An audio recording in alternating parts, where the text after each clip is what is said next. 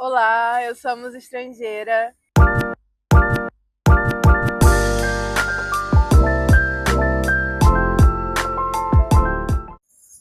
Hoje o nosso vídeo vai ser muito mais uma troca de ideia, principalmente partindo dos nossos últimos 2 vídeos, né? Onde a gente falou sobre essa maneira de experimentar o pensamento que a gente está construindo aqui no canal e nas outras plataformas, mas também pensando em trazer, em construir, tecer um caminho que traz aspectos mais pessoais, mais nossos, mais singulares para essa conversa. Né? Porque quando a gente está trazendo a nossa perspectiva, a gente está pensando bastante no como a nossa realidade social é construída e no como a gente pode perceber os caminhos ou as maneiras que esses aspectos estruturantes vão estar estruturando a nossa realidade. Seja a nossa realidade da nossa comunidade, né, que a gente vive mais próxima, mas também uma realidade psíquica, realidade afetivo-emocional. Então, a gente está buscando construir um caminho sem trazer jargões aqui da psicologia necessariamente, mas pensar na nossa experiência existencial também a partir de outros lugares. Então, para isso, a gente acha importante desmistificar um pouco ou desconstruir, sabe? Mostrar uma imagem que a gente está criando, mas também se permitir bagunçar essa imagem para que a gente possa entender talvez um aspecto mais do cotidiano real. A gente pensa aqui também com Jacques Lacan, que é um psiquiatra francês, que traz 3 aspectos da nossa realidade pessoal, psíquica ou afetiva emocional, de uma maneira que ajuda a gente a entender um pouco mais desses elementos que estruturam, mas também os elementos que possam vir a fazer parte no andar do nosso cotidiano. Então, quando ele traz o real, o imaginário e o simbólico, ele está nos ajudando a pensar isso, que muitas das vezes a gente só vai conseguir sentir a partir de um aspecto emocional, de um aspecto de atravessamentos ou marcas que são deixadas em nós, para a gente poder pensar de uma maneira não necessariamente racionalizada, né, mas que a gente possa, de fato, experimentar um pensamento que vai para além do senso comum ou do status quo. Então, para a conversa, a gente sempre vai trazer alguma coisa da filosofia, porque a gente entende que isso que pode ser considerado como um amor à sabedoria também é uma ferramenta de entendimento para a gente poder se situar na nossa realidade atual de uma maneira a não cair no caos da máfia e nem na ilusão de Maia. O que isso quer dizer? A gente ainda se situa também como pessoa africano-descendente nesse mundo, né? Então a gente entende que dores que a gente sente, emoções que a gente sente, não vão vir apenas do que a gente está vivendo nesse momento de agora, mas também aquilo que vem à tona durante esse exercício do pensamento, né? No exercício do viver cotidiano com uma consciência social mais ampliada ou mais crítica. Então aqui a gente está falando também que a ilusão de Maia é algo que faz parte desse sonho do planeta que a gente está hoje e que vai para além de eu ser uma pessoa africano-descendente, mas abarca o fato de eu ser simplesmente uma pessoa. Quando a gente entende esses aspectos, a gente se percebe como pessoas que fazem parte de um mundo e não indivíduos que estão apartados das outras pessoas. Ou seja, a gente está levando em conta que algumas emoções que a gente sente no nosso cotidiano não vão ser algo pessoal nosso, não vão ser algo que a gente vai se fechar na gente mesmo ou que a gente precise fazer isso. É algo que a gente fala no vídeo sobre o neoliberalismo e as possibilidades de expressão. A gente está querendo justamente se atentar a esse aspecto. A gente está numa formação política, social, que faz com que a gente se feche em gôndolas, digamos assim, existenciais que não conversam entre si, mesmo que tenham muitas semelhanças na existência. Então, a gente está falando que essas emoções, independente de onde elas venham, elas se encontram em algum lugar. E é isso que também a gente pensa quando a gente traz a filosofia, que a gente pode criar maneiras múltiplas de ver como esses aspectos estruturantes podem se encontrar com aspectos que fazem parte da nossa vida singular.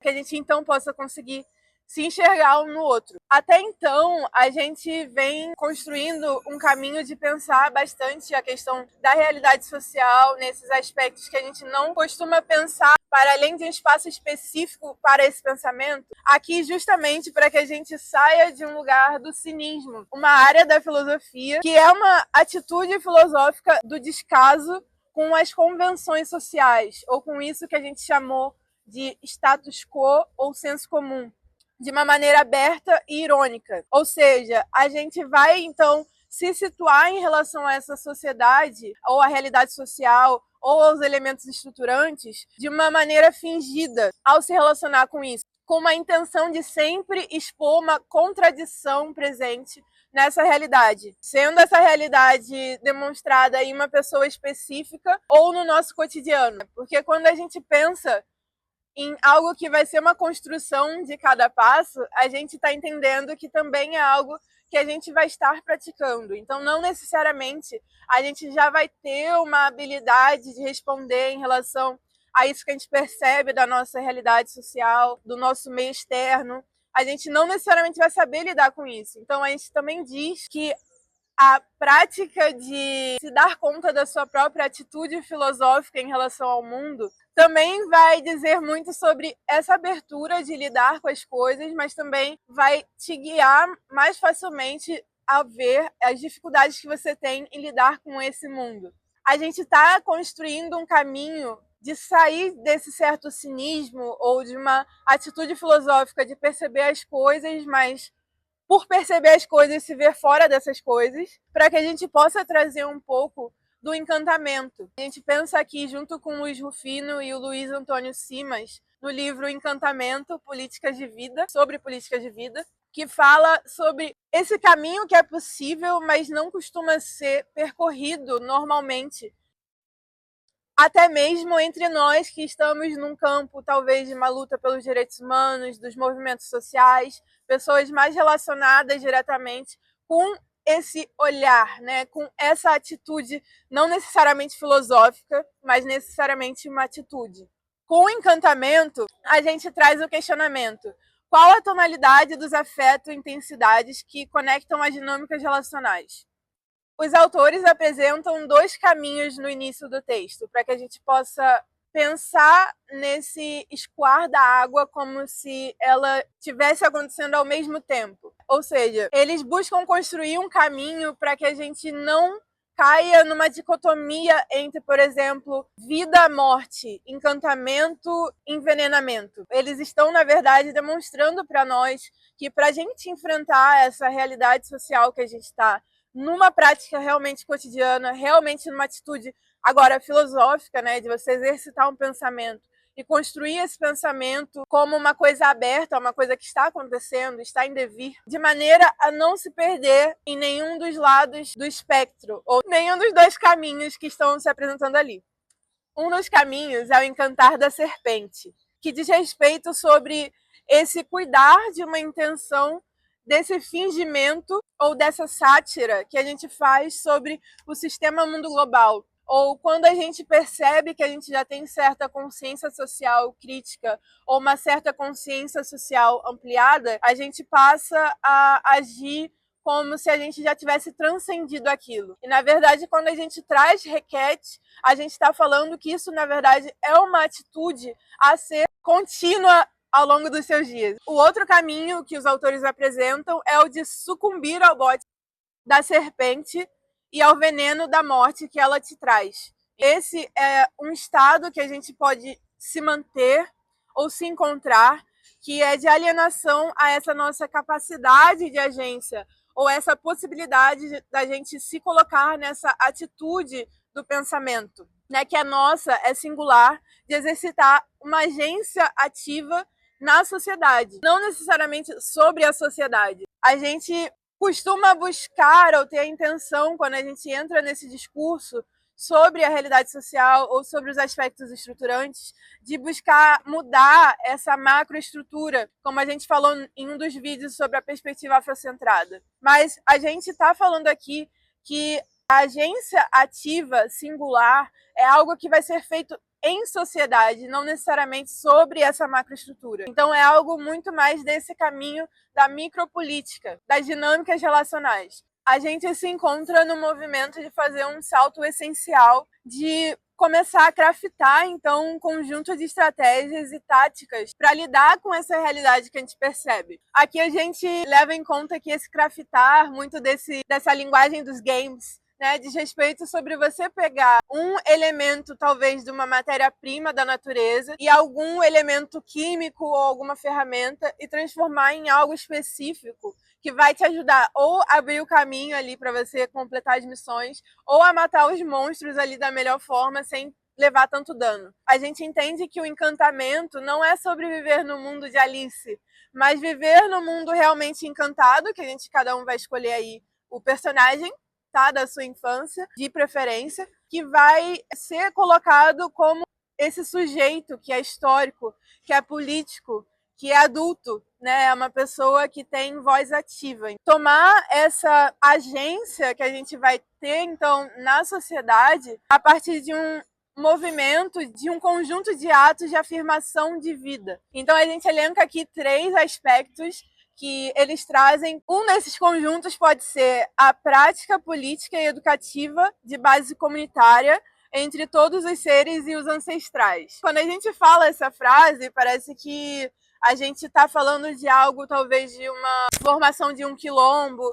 de fazer parte de algum coletivo ou coisas desse tipo, e realmente pode fazer. Mas a gente também está dizendo sobre uma prática que diz respeito a essa sua atitude filosófica ou atitude que você tem com o seu exercício de pensamento. Então, transformar isso que a gente chama de requete em algo que vai ser singular seu, como uma prática política na sociedade com essa base comunitária, ou seja, uma intenção educativa de construir elos ativamente, ao passo que você está se relacionando nas diversas áreas da sua vida, nas diversas coisas que você faz, nos diversos espaços que você ocupa. A inscrição cotidiana ritualística em diferentes gramáticas poéticas também é algo que nos auxilia nesse processo dessa prática ou dessa construção dessa atitude. Porque quando a gente leva em conta esse aspecto ritualístico como algo que diz respeito a um ritmo, a gente trouxe aqui no vídeo da mocidade à mulheridade esse aspecto ritual, do ritual da vida, como algo que nos auxilia nas transições próprias da nossa vivência, né? Ao passo que a gente vai existindo e crescendo, a gente vai precisando ter que elaborar melhor, talvez, a maneira que a gente se relaciona com as coisas que a gente percebe. Então, nesse movimento, a inscrição cotidiana desse ritmo ou desse encantamento nesses processos vai nos auxiliar a constituir o que é ritual para nós, singularmente. Necessariamente essa questão de uma possibilidade diversa de possibilidades de você fazer isso. Então, é um cultivo do entendimento dos ciclos com uma capacidade de transitar nas inúmeras voltas no tempo. Essa capacidade, ela não vai estar necessariamente relacionada a uma técnica, mas sim a uma maneira serena e talvez disciplinada, como o vídeo que eu vou botar aqui no card, de lidar com essa questão da gente se situar no momento presente, mas também perceber as coisas que fazem parte do passado ou de um futuro que a gente está vindo a ser, ou vindo a criar, ou vindo a perceber agora. Esse ritmo, então, ele diz respeito a uma continuidade entre nós e a natureza, ou entre nós e o meio social, ou até entre nós e a nossa própria história. A gente fala que essa historicização, ela vai ser situada, então ela vai levar em conta que esse senso comum e esse status quo vai estar sempre interferindo na maneira que a gente vai se sentir. Então, levando em conta essa tonalidade dos afetos e das emoções, a gente vai precisamente pensar que essa prática, ela vai estar nesse campo do fluxo disso que às vezes a gente nem deixou fluir ainda. O encante é um fundamento político da gente lidar com esses 2 caminhos desse fluxo que a gente colocou no início, ou do envenenamento ou do encantamento, né? de não se perder num atrito ou num confronto entre forças necessariamente. Aqui se trata muito sobre um confronto com as limitações que estão nesse processo da micropolítica, nesse processo do exercício de pensamento. As limitações, talvez, que esse paradigma hegemônico nos apresenta através de uma mentalidade de escassez e uma mentalidade de alienação ou de uma a historicização, de você não se ver como um corpo que carrega uma história, que carrega uma ancestralidade, mas é apenas um corpo que é marcado pela diferença imposta pela sociedade ocidental. Então essa escassez também diz respeito a você não se permitir ou às vezes não ver a possibilidade de enxergar e saber lidar com dois caminhos ao mesmo tempo, ou com duplo sentido.